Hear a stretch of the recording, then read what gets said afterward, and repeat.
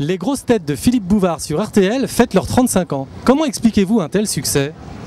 Écoutez, c'est simple, hein, c'est une institution et en plus ça a été aussi pas mal copié par ailleurs, mais c'est quand même Philippe Bouvard qui a lancé l'idée. Et par ailleurs, il a un humour caustique et c'est quelqu'un d'intelligent.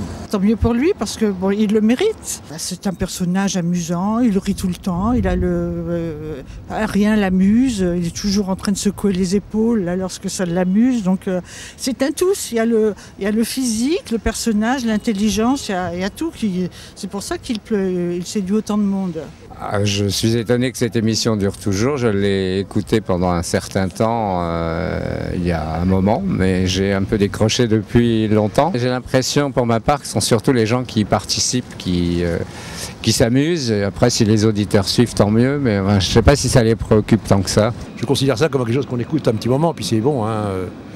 Mais c'est quand même une réussite à mon avis, il ne faut pas le nier, hein, même si maintenant j'aime moins ça. Mais c'est sûrement mérité parce que les gens ont besoin de se détendre et c'est vraiment l'humour français, c'est pas de l'humour anglo-saxon double détente, là c'est vraiment l'humour pas toujours au-dessus de la ceinture. Ça a quand même été aussi un découvreur de talent et d'humoriste, Bouvard au départ.